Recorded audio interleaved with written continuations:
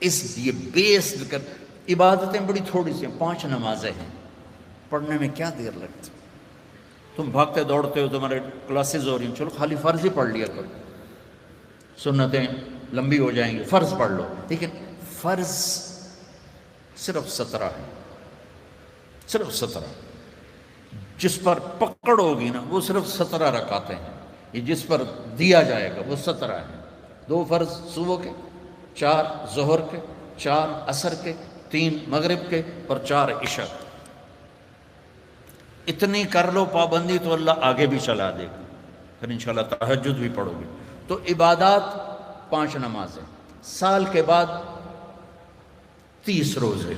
زکوٰۃ اور حج مالدار کے لیے ہے، غریب یا میڈیوکر کے لیے نہ زکوٰۃ ہے نہ حج ہے. تو کیا ملا؟ 2 چیزیں عبادت. ایمان تو ایک اندر کی کیفیت ہے، اس کے لیے تو کوئی کھائی نہیں کھودنی پڑتی. 2 چیزیں ہیں عبادت میں، ایک نماز اور ایک روزہ. روزے میں گنجائش دی ہے، سفر پہ ہو معاف، چاہے ایئر کنڈیشن گاڑی میں جا رہے ہو، مسافر ہو معاف بعد میں رکھ لینا، بیمار ہو معاف بعد میں رکھ لینا، نماز معاف نہیں. مجھے ہارٹ اٹیک ہوا تو مجھے ہلنے نہیں دیتے تھے، یقیناً ایسے ہوتا ہے. تو میں نماز کیسے پڑھتا تھا؟ لیٹ اللہ اکبر، اور جب رکوع کرنا ہوتا تو بس آنکھ کا اشارہ ایسے کرتے تھے. جب سجدہ کرنا ہوتا تو تھوڑی سی گردن نیچے جھکا دیتا تھا. میرا اللہ کہتا ہے قبول ہے، لیکن چھوڑنی نہیں ہے. چھوڑنے کی اجازت دیتا تو میدان کربلا میں میرے اپنے نبی کے نواسے کو دیتا. اس نے سجدے میں سر کٹا کے بتایا کہ لمز تو بڑی چھوٹی جی شے ہے، یہاں زیر خنجر بھی یہ پیغام سنایا ہم کلمہ گو ہیں، ہم نے سجدہ نہیں چھوڑنا ہے. میرے نبی جب پیدا ہوئے تو دائی نے آپ کو لیا، اور چند چیزیں عجیب و غریب ہوئیں آپ کی پیدائش. آپ کی پیدائش ایسے صاف ستھرے پاک پیدا ہوئے کہ جسم پر گندگی کا نشان نہیں، اور خوشبو پھیل گئی کمرے میں. دوسری نشانی کیا ہوئی کہ ختنہ بچوں کا ہوتا ہے پیدا ہونے کے بعد، آپ ماں کے پیٹ سے ختنے کے ساتھ پیدا ہوئی. تیسری، ماں کی ناف اور بچے کی ناف اور ماں کی آنت آپس میں جڑے ہوتے ہیں تو اس کو کاٹنا پڑتا ہے. تو میرے نبی اندر سے کٹوا کے آئے، اللہ نے اتنا ہی آسانی سے پیدا کیا. ان اب معصوم بچے کو دائی تھی، انہوں نے رکھا، ساتھ لٹایا، حضرت آمنہ کے ساتھ لٹایا. اب اس معصوم بچے میں کوئی حرکت نہیں، لیکن مجھے دیکھنا، آپ لیٹے نا، آپ جب ایک دم آپ نے ایسے کروٹ بدلی اور سجدے میں سر رکھا اور گھٹنے اٹھا دیے، جیسے فزیکلی ہم بڑے سجدہ کرتے ہیں ایسے آپ سجدے میں چلے گئے اور لمبا سجدہ کیا. وہ ماں اور دائی تھر تھر کانپنے لگی کہ یہ کیا کر رہا ہے. پھر اس کے بعد آپ نے دونوں ہاتھوں کے اوپر پریشر کر دے کے یوں سینے کو اوپر اٹھایا، پھر اس ہاتھ پہ پریشر دے کے اس ہاتھ کو اوپر اٹھا کر ایسے شہادت کی انگلی اوپر اٹھائی تو سارے کمرے میں نور ہی نور پھیل گیا. تو میرے نبی نے اعلان کیا سجدہ لے کے آ رہا ہوں. میرے نبی کے نواسے نے سر کٹا کے بتایا کہ سر تو کٹ سکتا ہے، سجدہ نہیں چھوٹ سکتا. یہ سختی سے نہیں، اندر سے پڑھی جاتی. میں جب تھا سنٹ ماڈل اسکول تو ہمارے ایک ہاسٹل کے وارڈن آ گئے، طالب حسین رحمۃ اللہ علیہ، تو وہ نمازی تھے. باقی جو وارڈن آئے وہ نمازی نہیں تھے. 3 وارڈن میری زندگی میں آئے وہاں 5 سال میں، تو وہ طالب حسین صاحب بیچ میں تھے، وہ نمازی تھے. تو انہوں نے سارے بچوں پہ نماز لازمی کر دی، تو حاضری ہوتی تھی. رمضان شریف کا مہینہ، رمضان شریف اور عشاء کی نماز، اور میں سب سے آخر میں تھا، اور میرا روم میٹ آیا، مر گیا اللہ اس کی بخشش کرے، اس کی میری 4 پیسہ ساتھ تھی، تو میرے قریب، اس کا نام تھا جاوید، تو میرے قریب آ کے کھڑا ہوا اور عشاء کی نماز کی نیت کرنے لگا. ہمارے وارڈن کا نام تھا طالب حسین، تو اس نے زور سے کہا 4 رکعت نماز فرض عشاء واسطے طالب حسین دے، اللہ اکبر. اچھا، اب میں بھی واسطے طالب حسین ہی پڑھ رہا تھا، میں اللہ کے لیے تو نہیں پڑھ رہا تھا، تو میں نماز میں ہی اس کو کہتا ہوں وہ ایک ہی کیتا ہی وہ میں نے آدھا میں طالب حسین دی پڑھدا پیا کیڑا اللہ دی پڑھدا پیا اللہ۔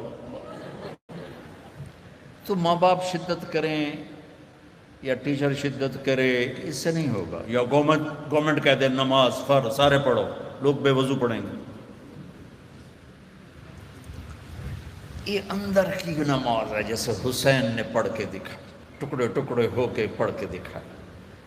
تو ہمارے اوپر تو کربلائیں اللہ نہیں لا رہا، بڑوں پہ بڑے امتحان آتے ہیں، بچوں کی نماز نہ چھوڑو، رمضان شریف آ رہا ہے روزے نہ چھوڑو، تم سب جوان ہو، ہاں کوئی بیمار ہو جائے تو جوان بھی بیمار ہو سکتا ہے، لیکن رمضان ایک مبارک مہینہ ہے، سارے گناہوں کی معافی اس میں۔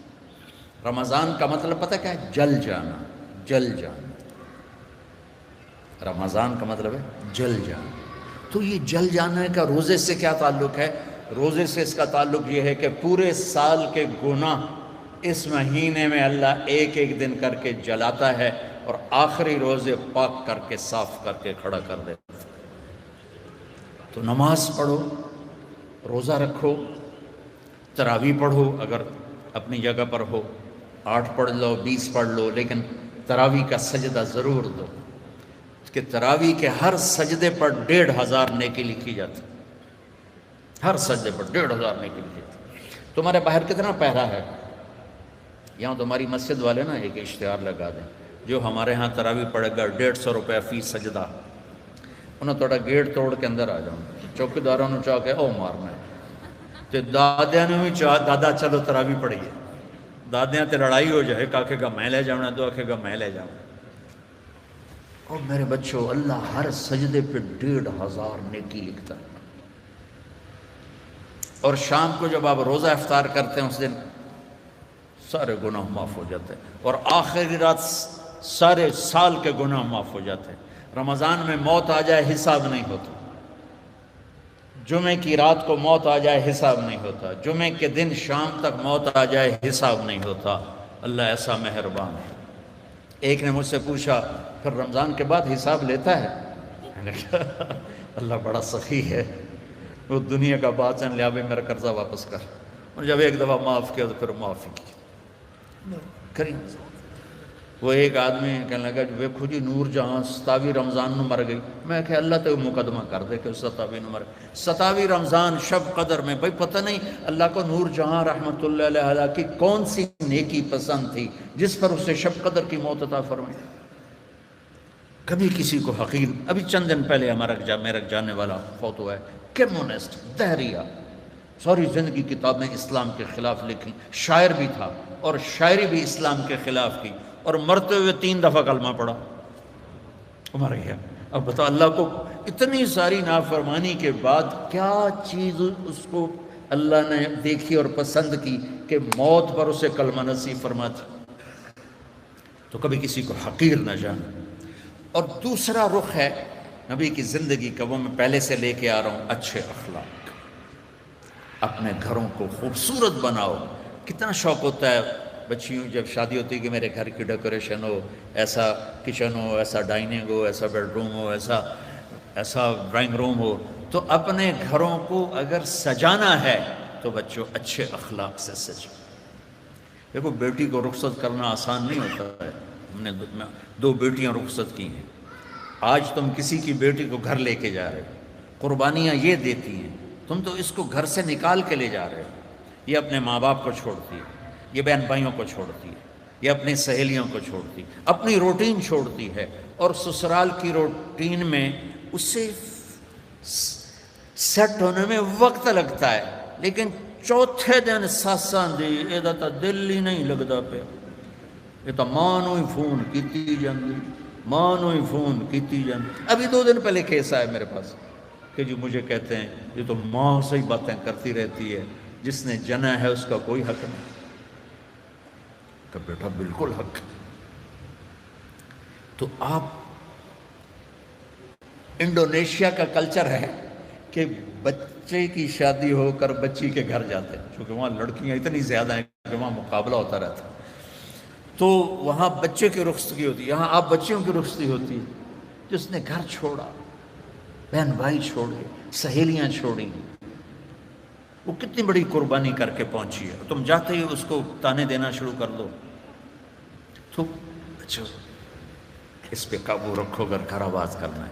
چونکہ ہمارا وہ کیا اس کہتے ہیں کمبائن ہے، وہ فیملی جو ایک سسٹم ہے، تو اس میں مصیبت پہلے یہ بہت اچھا تھا کہ سب مل کے زندگی گزارتے تھے پیار سے.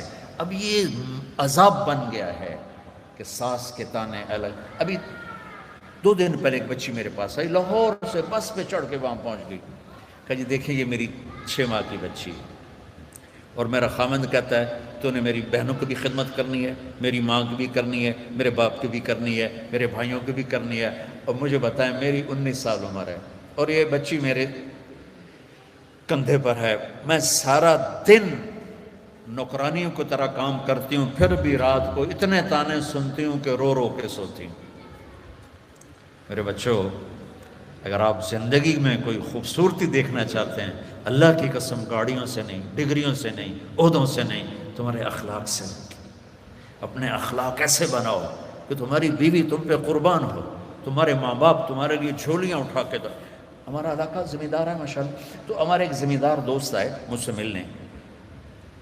سنو غور سے، باپ کہہ رہا ہے مولانا صاحب میرا بیٹا آگ میں جل رہا ہو تو ہم ماں باپ اس کے لیے دعا نہیں کریں گے کہ اللہ اس کو بچا لے. اس نے ہمیں اتنا جلایا ہے، اتنا جلایا ہے کہ ہم کہتے ہیں ٹھیک ہے سڑ جا. ایسے نہ آپ بچیوں سے کہتے ہو آپ پرائے گھر میں جا رہی ہو، جگہ بنانے میں وقت لگتا ہے اور بولنے سے وقت جگہ نہیں بنتی، خاموش رہنے سے جگہ بنتی.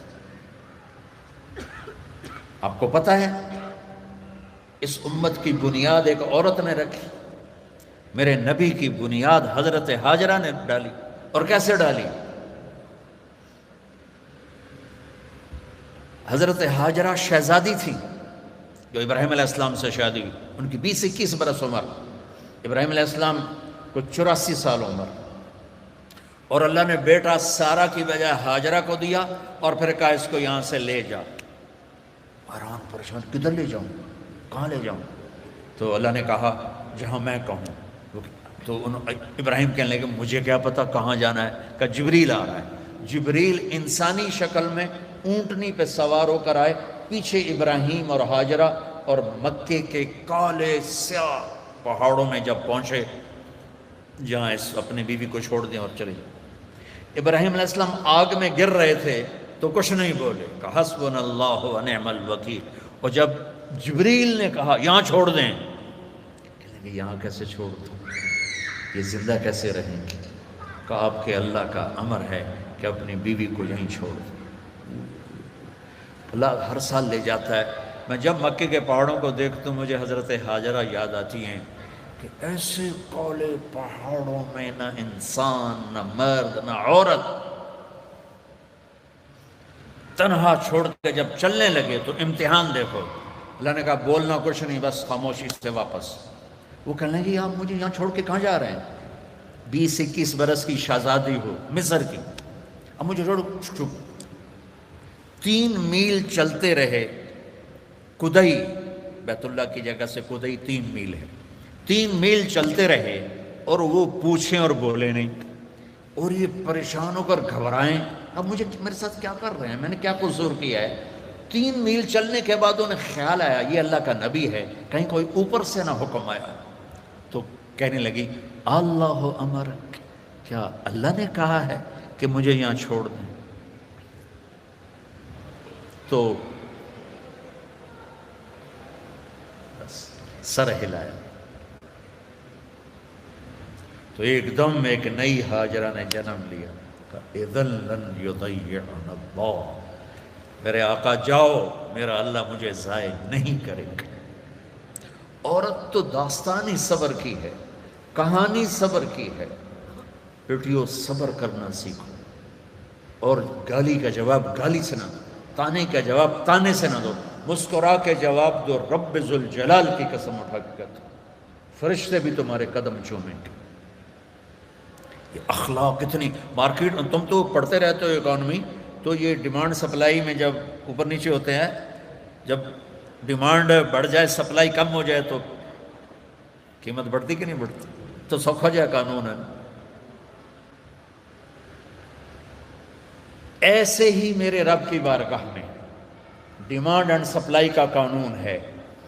پوری دنیا کا ہر مرد، عورت، مسلم، نان مسلم اچھے اخلاق کا طلبگار ہے کہ میرے ساتھ اچھی ڈیل کی جائے، اچھا بولا جائے، اور سپلائی ہے ہی کوئی نہیں، کوئی میٹھے بول والا ملتا ہی نہیں، کوئی درگزر کرنے والا ملتا ہی نہیں۔ ایک بچے نے اپنی ساس سے معافی مانگی، کوئی بیوی کے ساتھ جھگڑا ہوا تو ساس سے معافی مانگی، تو اس بچے کی ماں اپنے بیٹے پر کیا کہہ رہی، اتنا بے غیرت ہو گئے ہیں، سس کو لو معافی مانگی ہے تو اتنا بے غیرت ہو گئے ہیں۔ جب مائیں یہ سبق دیں تو پھر کیا ہوگا؟ تو بچے بچیوں، میں بہت تھکا ہوا آیا تھا، میں راستے میں ان سے کہہ رہا تھا دعا کرنا کچھ اللہ کہلوا دے، تھکاوٹ میری ہڈیوں میں اتر گئی، تو تمہاری برکت سے کچھ میں نے گھنٹہ سوا گھنٹہ بات کر لی ہے۔ میری ساری بات کا خلاصہ ہے، اچھے انسان بنو، اچھے مرد بنو، اچھی عورت بنو، اور اس کے لیے کردار بناؤ، کردار بناؤ۔ مغرب کی اندھی چال نہ چلو۔ میں کہ ویسے مثال آ گئی، مغرب میں تو سورج بھی ڈوب جاتا ہے، تم کیسے طلوع ہوگے؟ سورج کہاں ڈوبتا ہے؟ مغرب میں جا کر ڈوبتا ہے۔ وہ ڈوبنے کی جگہ ہے، ابھرنے کی جگہ مشرق ہے، جس کی تہذیب، آپ چلے جاؤ ہمارے ادھر تھر پار کر، وہاں سب ہندو رہتے ہیں، آپ دیکھو گے ہندو عورت کا نقاب یہاں تک ہوگا، چونکہ وہ پانی بھرنے جاتی ہیں، باہر جاتی ہیں اور اپنی مزدوری بھی کرتی ہیں، تو ان کا نقاب یہاں تک، یہ حالانکہ وہ تو ہندو ہے، یہ ہماری مشرق کی تہذیب ہے۔ تو آپس میں کوئی لڑے ہوئے ہو، صلح کر لو، کوئی لڑائی جھگڑا ہو ہی جاتا ہے، جوان ہو، صلح کر لو، والدین زندہ ہیں ان کی دعا لو، شادی ہو جائے اچھے اخلاق سے بیوی کا دل لے لو، اولاد ہو جائے تو اولاد کو عزت دو۔ ہمارے ہاں ماں باپ کا بڑا جبر ہے کہ وہ اتنا رگڑا دیتے ہیں کہ یہ کتنے اے آئے تیرے، کتنے بی آئے، کتنے سی آئے، آج کل ہے نہیں آ گیا او لیول اے لیول، 10.5% میٹرک تو ایف اے کی تھا، تو اب وہ او اے کے نیچے بچے ڈپریشن کا شکار ہو رہے ہیں، اتنے بڑے بڑے بستے اٹھا کے جا رہے ہیں چھوٹے چھوٹے بچے۔ تو اپنے بچوں پر شفقت کرو، اپنے بچوں کے ساتھ محبت، تمہارے ماں باپ سختی کریں برداشت کر لو، لیکن جو والدین بیٹھے ہیں، مائیں بیٹھی ہیں، باپ بیٹھے ہیں، ان کو کہہ رہا ہوں اولاد کے ساتھ نرمی اور شفقت کا سلوک کرو۔ عرب اپنے بچوں کو اٹھاتے نہیں تھے، پیار نہیں کرتے تھے، یہ کلچر تھا عرب، اور سردار مجال ہی نہیں کہ کسی کے سامنے بچے کو پیار کرے۔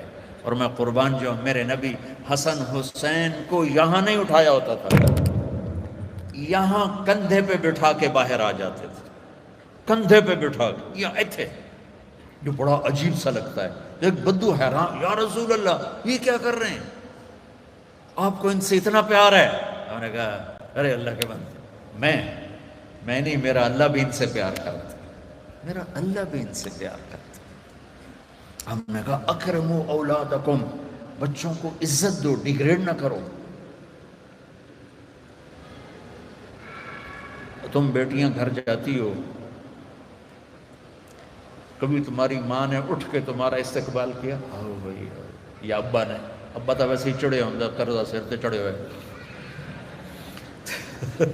اور آدمی مقروض جو جتنا بڑا کاروباری ہے اتنا بڑا مقروض۔ میرے نبی پاک صلی اللہ علیہ وسلم، یہ میرے نبی کا گھر، اور دو گھر سے مراد ہے ایک ایک کمرہ، حضرت بی بی فاطمہ سیدہ کا گھر تھا، جنت کی عورتوں کی سردار۔ جنت میں نور کی چمک اٹھے گی تو جنتی فرشتوں سے پوچھیں گے یہ نور کہاں سے آ گیا؟ جنت خود نورانی، یہ کون سا نور ہے جو جنت کے نور پہ چھا گیا؟ تو فرشتے بتائیں گے کہ اوپر کی جنت میں علی و فاطمہ بیٹھے تھے، کسی بات پہ ہنسے ہیں، ان کے دانتوں سے جو نور نکلا ہے اس نے پوری جنت کو روشن کر دیا۔ تو فاطمہ کی بیٹیاں بنو، مغرب کی بیٹیاں نہ بنو، محمد مصطفیٰ کے غلام بنو، مغرب کے غلام نہ بنو۔ میں پھر شعر دہراتا ہوں، ہم خود تراشتے ہیں منازل کے سنگ میل، ہم وہ نہیں ہیں جن کو زمانہ بنا گیا۔ تو آمد رفت روز تھی، روز۔ اب بی بی فاطمہ دروازے پر آئی ہیں اور میرے نبی کی نظر پڑی ہے، اور آپ زمین پہ بیٹھے ہیں، چیئر پر بیٹھے ہیں، چارپائی پہ لیٹے ہوئے ہیں، میرے رب کی قسم یوں کھڑے ہو جاتے، وہ صرف کھڑے نہیں رہتے تھے، دوڑ کے آگے جاتے تھے، دوڑ کے، اور اپنی بیٹی کا ہاتھ پکڑ لیتے، اور پکڑ کے دیکھو مجھے یہ چومتے، اور ہاتھ پکڑے پکڑے لا کر چارپائی پہ بٹھاتے، اس کے بعد خود بیٹھتے تھے۔ یہ ہے اولاد کو عزت دینا۔ پھر وہ جنت کی عورتوں کی سردار مائیں، ان ماؤں نے ڈنڈا اٹھا، تیرے اے کتنے آئے، تیرے بی کتنے آئے، تیرے سی کتنے آئے، اس کو انسان بننے دو، اے بی سی چکڑ لو ان۔ ہمارے پاکستان کی پڑھائی تو کاروبار ہے، کوئی تعلیم تو ہے؟ تعلیم کا مطلب تو عقل کو بیدار کرنا ہے، نہ کہ پیسے کمانا۔ یہ ہمارے سارے تعلیمی ادارے کاروباری ہیں، چاہے لمز والے ناراض بھی ہو جائیں، کاروباری۔ تو ایک بچوں اپنے اخلاق اچھے کر، معاف کرنا سیکھو، سہنا سیکھو، درگزر کرنا سیکھو، پھر تم دیکھنا زندگی کا مزہ کیسے آتا ہے۔ جیسے پیاس میں ٹھنڈا پانی پینے کا مزہ، بھوک میں روٹی کھانے کا مزہ، ایسے اللہ کی قسم تمہیں زندگی کا مزہ آ جائے گا۔ دیکھو غصہ نکالنے میں ٹھنڈک نہیں، پی جانے میں ٹھنڈک ہے۔ پانی پینے میں ٹھنڈک ہے، پیاس میں تو ٹھنڈک نہیں ہے، پینے میں غصہ پی جاؤ۔ اور ایک آخری بات کرتا ہوں، یہاں ہمارے انڈیا پاکستان میں فرقہ واریت بہت زیادہ ہے، تو میں تو پچھلے 20 سال سے بچوں یہ ایسے جھولی پھیلا رہا ہوں بچوں سے، بچیوں سے، بڑی محفلوں میں، امت بن کے رہو۔ تم سنی ہو، تم شیعہ ہو، تم مقلد ہو، غیر جو بھی ہو، بہت سے نام ہیں، یہ زہریلے نام ہیں۔ ہمارا صرف ایک تعارف ہے کہ ہم مسلمان ہیں، ہم امت مصطفیٰ ہیں، یہ ہمارا تعارف ہے۔ باقی اس امت میں اختلاف رہے گا، تو اس اختلاف یہاں تک نہ پہنچے کہ سلام بھی نہ کرو، مصافحہ بھی نہ کرو، جنازے نہیں پڑھتے، اور اتنے تعصب میں۔ اس کے ذمہ دار تم بچے نہیں ہو، اس کے ذمہ دار تاجر حکومت نہیں، اس کے ذمہ دار وہ خطیب ہیں نادان قسم کے، جو اسلام کی بجائے فرقہ واریت کی آگ بھڑکاتے ہیں، اور ہماری نسل کو انہوں نے امت سے نکال کر پتہ نہیں کن کن شکلوں میں تقسیم کر دی۔ نہیں پڑھنی، ادھر ہاتھ باندھنے، یاد، میں نے کبھی نہیں کہا، میں نے کہا بچوں نہ پڑھو، یہ دین ہے۔ تو امت بن کے رہو۔ اور دوسری بات یہ ہے، جب کبھی کوئی خطا ہو جائے فوراً توبہ کر لیا کرو، اللہ معاف کر دے گا۔ اللہ ڈرنے کی چیز نہیں ہے، اللہ پیار کی چیز ہے، اللہ محبت کی چیز ہے۔ اللہ مائیں تھپڑ مارتی ہیں، گھر سے نکال دیتے، اور میرا رب کہتا آجا، میں تو تیرے انتظار میں ہوں۔ اچھا آخری بات کر کے دعا کرتے، آپ کسی سے لڑ پڑیں یا کوئی آپ سے لڑ پڑے، آپ اسے منانے جائیں تو وہ کہے گا آؤ جی آؤ جی، ایسے کرے گا؟ یا کہے گا دفعہ ہو جا، کدو آ گئے ہیں، کہتے ہیں منہ چاہ کے آ گئے، چل جی میں معافی منگانا، چل چل۔ میری فیملی میں دو بزرگ میرے مطلب سگے چچا تو نہیں، تھوڑا سا ایک فاصلے سے سیکنڈ چچا، وہ دونوں بھائی آپس میں لڑ پڑے، اور اتنا لڑ پڑے کہ گالی گلوچ پہ آ گئے۔ وہ تھے بھی دونوں 70+، تو میں ان میں صلح کرانے لگا، تو ایک نے میرے اوپر چڑھائی کر دی، تو کتھوں آ گیا ہے وڈا سانو سمجھاون والا۔ وہ بہت ہی ناراض ہو گیا، تو میں ان کو منانے گیا، میں نے اپنا ملازم بھیجا، دیکھو میاں صاحب ہیں۔ تو میاں صاحب نے جب دیکھا نا کہ میرا نوکر ہے، تو اٹھ کے ڈیرے میں چلے گئے کہ لگتا ہے طارق جمیل آمنا ہے۔ ڈیرے میں چلے گئے، بھئی ادھر تو سب لوگ ہوتے ہیں، تیتھے تو نہیں آوے گا۔ تو میں گیا تو میں نے پوچھا چاچا کتھے؟ کہ جو تو ڈیرے چلے گئے۔ میں ڈیرے چلا گیا، وہاں وہ لیٹے ایک نوکر دبا رہا، تو میں نے جا کے پاؤں پکڑ لی، میں کہا چاچا معافی دے دے، نکل جائے تو میں معاف نہیں کروں۔ میں پوری کہانی کیا سناؤں، 1.5 گھنٹہ میں معافی مانگتا رہا، نہیں معاف۔ پہلے میں چارپائی پہ بیٹھا رہا، پھر میں زمین پہ بیٹھ گیا، زمین پر اور اس کے پاؤں پکڑ گئے. اتنے میں بستی کے لوگ بھی اکٹھے ہو گئے, میرا بھائی بھی آ گیا اور عزیز رشتہ دار. اور وہ پتہ کیا کہ میں نے پتا تو بڑا بڑا عالم ہے پر میں تینوں معاف نہیں کرتا. وہ چاچا میں کیتا کی ہے, میں تو تھوڑی صلح کرا رہا ہوں. میرے بچوں 1.5 گھنٹے کے بعد انہوں نے کہا اچھا جا معاف کی. اور میرا اللہ کیا کہتا ہے, سن کہ میرے بندے میری بندی تو اتنے گناہ کر کہ یہاں سے اٹھا اور آسمان کی چھت کو لگا. اللہ اکبر. آپ کو پتہ ہے یہ گلیکسیز کتنی بڑی, کائنات کو کون دیکھ سکتا ہے. اور میرا اللہ کہتا ہے سوری گلیکسیز کو گناہوں سے بھر دے. وہ پھر گناہوں سے بھر کے اوپر لے آ اور آسمان کی چھت کو سارے گناہ لگا دے. دنیا کا ہر مفتی کہے گا اے حرامی, اے دوزخی, اے جہنمی. اور میرا اللہ کہتا ہے اگر تو نے آدھی زبان سے کہہ دیا نا یا اللہ معاف کر, تو میں سارے ہی معاف کر دوں.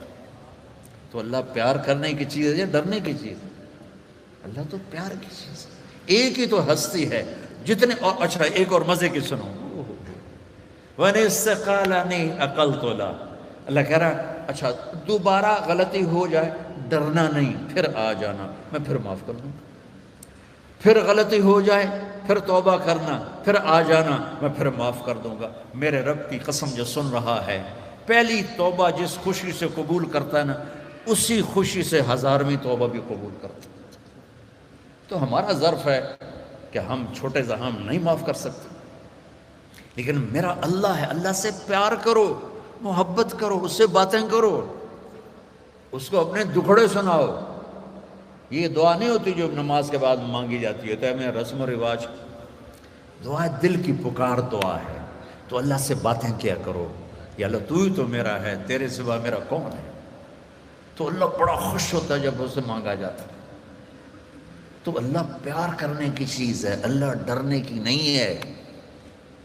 یہ ہمارا کلچر ایسا ہو گیا اسلامی کہ اللہ سے ڈرا ڈرا ڈرا ڈرا پیشاب ہی کر دیتے ہیں. اللہ تو ہے ہی رحمت کی چیز.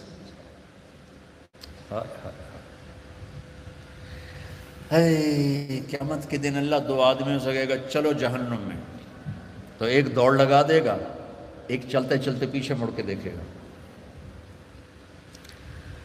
اللہ تعالیٰ دونوں کو واپس بلا لے گا. کہے گا دوڑنے والے سے کدھر بھاگ رہا تھا, دیکھتا نہیں آگے آگ ہے. وہ کہے گا یا اللہ آگ میں تو اسی لیے جا رہا ہوں کہ تیری مانی نہیں, تو میں نے سوچا آج ہی مان لوں شاید تو خوش ہو جائے. ارے بھائی او میرے بندے تو پیچھے مڑ کے کیوں دیکھ رہا تھا؟ کہ یا اللہ تیری رحمت کے قصے اتنے سنے تھے کہ مجھے خیال آ رہا تھا ابھی مجھے واپس بلا کے معاف کر دے گا, ابھی مجھے واپس بلا کے معاف کر دے گا. میں اس لیے مڑ مڑ کے دیکھ رہا تھا, کچھ پلے نہیں, جہنم کا پرچہ کٹ چکا ہے. اور اللہ کہے گا میں تسی بڑے چنگے لگے ہو, جاؤ جنت. مزاق. بچوں اللہ پیار کرنے کی چیز ہے, اللہ ڈرنے کا نہیں, پیار. ہاں ڈر ہے کہ ہم اس کی نافرمانی نہ کریں, کہیں ہمیں اللہ کی پکڑ میں نہ آ جائیں, لیکن وہ تو پیار کی چیز, محبت کی چیز. تو آپس میں صلح محبت سے رہو اور اپنی شادیاں ماں باپ کے حوالے کرو. بے شک اللہ نے بچیوں کو اختیار دیا, اس لیے کہ یہ کہتی ہے قبول کیا, آپ کہتے ہیں قبول کیا, والدین نہیں کہتے. لیکن ہمارا کلچر ایسا ہے کہ ماں باپ اپنے بچے بچی کی چھوٹی چھوٹی خواہشیں پوری کرتے ہیں, جب سب سے بڑی خواہش آتی ہے تو ذبح کر دیتے ہیں. ایسے ہی کرنی ہے بس, نہیں کرنی تو دفع ہو جاؤ. یہ دیہاتوں میں تو 110% یہی چل رہا ہے.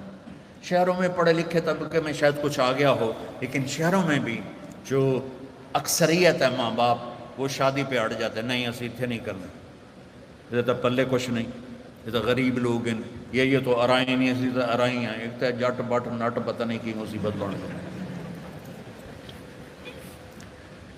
ہائے ہائے ہائے ہائے. آخری واقعہ سنا کے تو کرا لیتے. دیکھو آپ سے کہتا ہوں ماں باپ اگر جبر کریں تو سہ جانا, برداشت کر لیں. کورٹ میرج نہ کرنا, اس میں برکت نہیں ہوتی, فتنہ ہی فتنہ, دکھ ہی دکھ.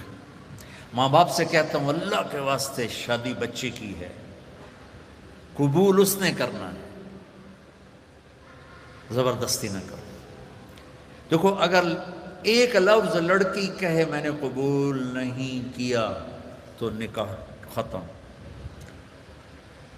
قبول کیا اس لفظ کے ساتھ ورڈنگ ہے، یا تمہاری بچی سائن کر دے تو ٹھیک ہے، لیکن لڑکے کے سائن نہیں چلیں گے، وہ کہے گا قبول کیا تو تب شادی ہوگی۔ ہمارے گاؤں کا بچہ بسوں میں جا لگا کنڈکٹر کے طور پر، کلینر اور وہ صفائی کرنے والا، بسوں پہ زندگی گزر گئی، جوان ہوا، اس کی شادی ہونے لگی۔ اب اس نے استاد جی آن دیو، استاد جی جان دیو، استاد جی کٹ لو، یہ آپ کبھی بسوں میں چڑھے ہو تو آپ کو اندازہ ہو، آن دیو آن دیو آن دیو، وہ پیچھے جب بیک کر رہے تھے جان دیو جان دیو جان دیو، جب آگے تو اب اس کا نکاح ہو رہا ہے۔ یہ میں لطیفہ نہیں، سچا واقعہ سنا۔ مولوی صاحب نے کہا ہاں بھائی زینب بنت اسلم نو تیرے نکاح جتا 5000 مہر تو قبول کیتا؟ تھوڑی دیر چپ رہے، کہنا جی آن دیو۔ اس کا بھائی پاس بیٹھا تھا، اس نے کو نہیں ماری، جی جان دیو۔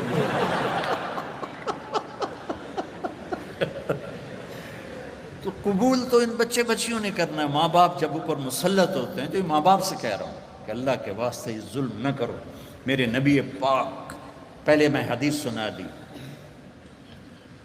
کہ جبریل نے کہا میرا اللہ کہہ رہا یہاں شادی کرو، تو مولا علی رشتہ لے کر آئے فاطمہ کی، اور آ کے خاموش ہو کے بیٹھ گئے، شرم کی وجہ سے بولا نہیں گیا۔ تو آپ نے کہا، اور جبریل علی سے پہلے آ گئے کہ فاطمہ علی کے لیے ہے اور علی فاطمہ کے لیے ہے، ٹھیک ہے۔ اس کے بعد کوئی چوائس ہے؟ تو آپ نے پوچھا علی کیسے آئے؟ وہ چپ ہو گئے۔ تو آپ نے کہا فاطمہ کے لیے آئے ہو؟ تو جی۔ تو آپ کہتے ہاں ٹھیک ہے جلدی کرو، لے گئے، جبریل آ گیا، اللہ کا حکم آ گیا۔ تو آپ نے کہا انشاءاللہ، اور یہ کہہ کر اٹھ گئے، ہاں نہیں کی، حالانکہ ہاں ہی کرنی۔ کیا خیال، یہ ہماری جو آج کی بچی ہیں، یہ بیچاری قربانی کا بکرا بن کے ذبح ہو کے چلی جاتی ہیں نہ چاہنے کے باوجود، تو فاطمہ جیسی بیٹی اور محمد مصطفیٰ جیسا باپ ہو تو آپ کیا سمجھتی ہیں کہ فاطمہ نے کہنا تھا نہیں؟ آپ گھر گئے، بیٹی فاطمہ علی کا رشتہ آیا ہے، ہاں کر دو۔ یہ ماں باپ کے لیے سبق، بیٹی فاطمہ علی کا رشتہ آیا ہے، ہاں کر دو۔ جب انہوں نے سر ہلایا پھر وہ واپس گئے اور علی سے کہا چلو جمع کرو لوگوں کو۔ پھر مولا علی نے لوگوں کو جمع کیا، صحابہ کو آپ ممبر پہ کھڑے ہوئے یہاں آگے بٹھایا، کہا لوگوں میرے پاس جبریل اللہ کا پیغام لائے ہیں کہ میں اپنی بیٹی فاطمہ کا نکاح علی کے ساتھ کر دوں۔ تو یہ ایک زندگی ہے بیٹو بیٹیوں، پڑھو سیکھو، زندگی سیکھنے کی چیز ہے۔ باقی ہر مخلوق اپنی لائف اندر سے لے کے آتے ہیں، زندگی کیسے گزارنی ہے شیر کو پتہ ہے میرا لائف سٹائل کیا ہے، چونٹی کو پتہ ہے میرا لائف سٹائل کیا ہے، کوے کو پتہ ہے میرا لائف سٹائل کیا ہے، گدھ کو عقاب ایک ہی طرح کے گوشت کھانے والے پرندے ہیں، لیکن عقاب تازہ گوشت پہ گرے گا اور گدھ مردار بدبودار پہ گرے گا۔ ہم کینیا میں تھے تو وہ مسائے مارا جنگل ہے 5000 کلومیٹر کا، وہاں بڑے بڑے 5 سٹار ہوٹل ہیں، تو وہاں ہم گئے جنگل کی زندگی دیکھنے کے لیے۔ تو ایک ٹرپ شام کو کیا ایک صبح جب ہم جیپ پہ واپس آ رہے تھے میں نے اپنی آنکھوں سے دیکھا کہ عقاب تازہ گوشت کو نوچ رہا تھا اور گدھ گندے بدبودار گوشت کو نوچ رہا تھا۔ ان کو اپنے لائف سٹائل کا پتہ ہے، لیکن انسان کے اندر 2 تار ہیں، غلط بھی صحیح بھی۔ اس زبان سے گالی بھی دے دو، دعا بھی دے دو، دونوں ہو سکتے ہیں، جھوٹ بھی بول دو، سچ بھی بول دو، دونوں ہو سکتے ہیں، چوری بھی کر لو، حلال بھی کھا لو، دونوں ہو سکتے ہیں۔ تو اس لیے ہمیں صحیح لائف سٹائل سیکھنا ہے اور غلط سے ہٹنا ہے، وہ ہے محمد مصطفیٰ صلی اللہ علیہ وسلم کی زندگی۔ تو آپ بچوں سے تو کہتا ہوں کہ آپ کو چھٹیاں ہوں تبلیغ میں ضرور تھوڑا وقت لگائیں، اس سے بچوں آپ کو بہت فائدہ ہوگا، اور اپنے نبی کی سیرت پڑھو، قرآن پڑھو، اور آپس میں رہو صلح صفائی کے ساتھ، لڑائی جھگڑے کے ساتھ نہیں، ٹھیک ہے؟ نیت کرتے ہو؟ اور میرے لیے دعا کرنا، بہت تھکا ہوا ہوں، ہڈیاں دکھ رہی ہیں۔